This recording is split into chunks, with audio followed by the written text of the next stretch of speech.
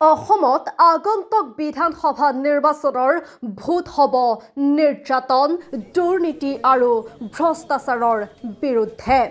এই মন্তব্য কংগ্ৰেছ দলৰ বিধায়ক তথা দক্ষিণ শালমাৰাৰ বিধায়ক ৱাজেদ আলী চৌধুৰীৰ। ফকীৰগঞ্জৰ আদৰ্শ চিকিৎসালয়ৰ গৃহ নিৰ্মাণৰ আধাৰশিলা স্থাপন কৰিয়ে বিহাৰৰ নিৰ্বাচনৰ ফলাফলক লৈ বিস্ফোৰক মন্তব্য কংগ্ৰেছী বিধায়কৰ।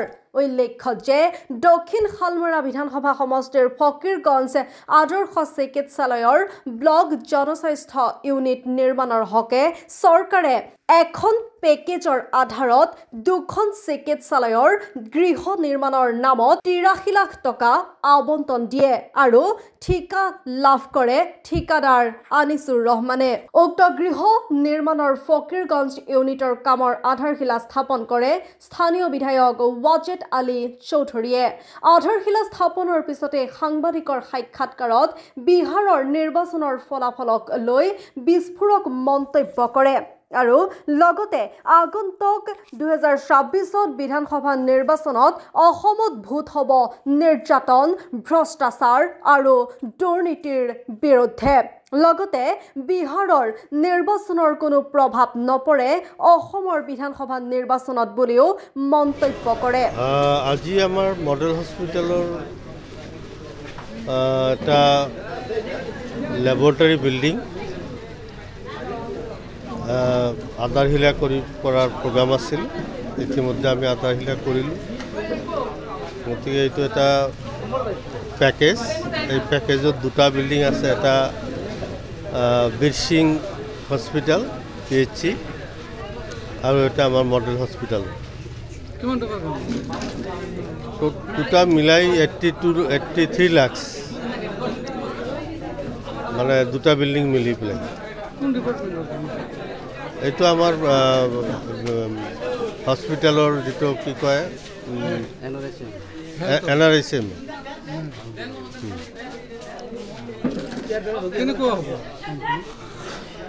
না, কামটো মানে ঠিকাদাৰে কোৱা মতে কামটো ভালেই হ'ব।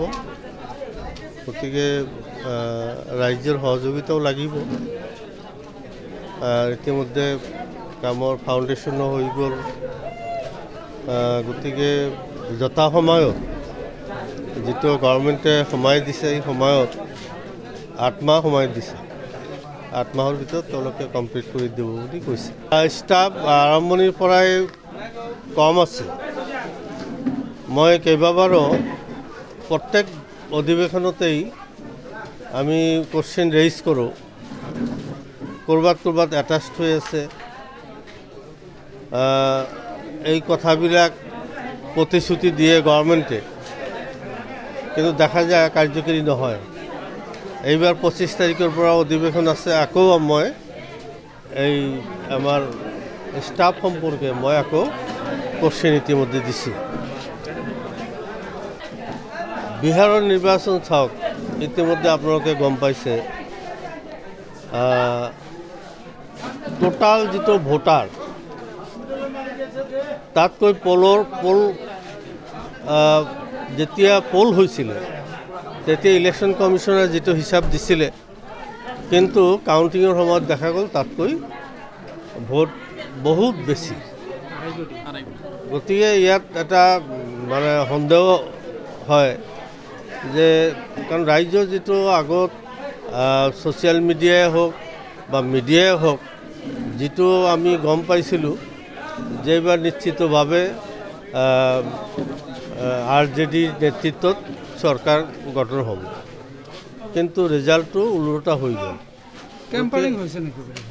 তেনেকুৱা এটা ডাউট হৈছে, এইটো এটা সন্দেহ এটা হৈছে। বিহাৰৰ নিৰ্বাচনৰ প্ৰভাৱ আমাৰ অসমত ২৬ নিৰ্বাচন পৰিব নেকি?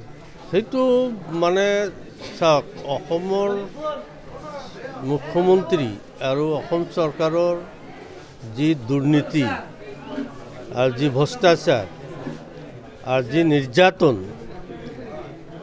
এইটো তাৰ বিহাৰত হোৱা নাছিল। গতিকে অসমত ভোট হ'ব নিৰ্যাতন, দুৰ্নীতি, ভ্ৰষ্টাচাৰৰ বিৰুদ্ধে।